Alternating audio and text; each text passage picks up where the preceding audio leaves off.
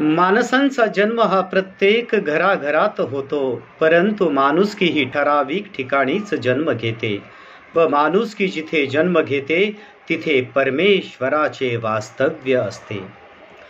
स्वास्थ्य शरीर, शांत मन, आपली माणसं आणि प्रेमाने भरलेले घर या गोष्टी विकत घेता येत नाहीत, ते फक्त कमवावंच लागतं.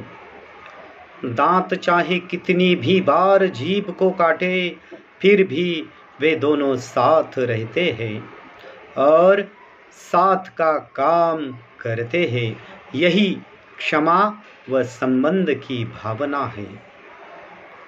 संपत्ती अथवा सौंदर्याच्या लोभापायी स्वतःवर असलेला इतरांचा विश्वास कधीच कमी होऊ देऊ नका, कारण शेवटी जाताना संपत्ती कोणालाही सोबत घेऊन जाता येत नाही व सौंदर्य कधी तरी मातीतच मिसळत असतं.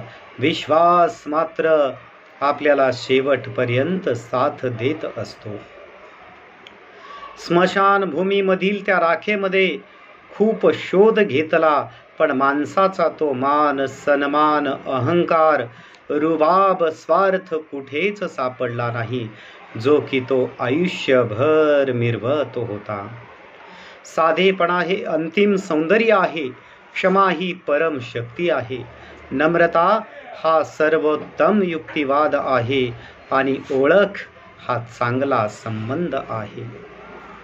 नारळाचे मजबूत कवच फोडल्याशिवाय आतमधील अमृतत्वाचा आस्वाद घेऊ शकत नाही. त्याचप्रमाणे प्रगतीच्या वाटेत येणाऱ्या संकटावर मात केल्याशिवाय यशस्वीतेचा आस्वाद घेणे शक्य नाही. संकट म्हणून अपयश नव्हे, तो यशाचाच एक भाग आहे.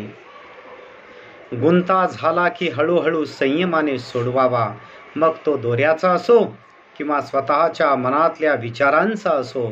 संयम नसला की दोरा तुटतो आणि आपणही तुटतो.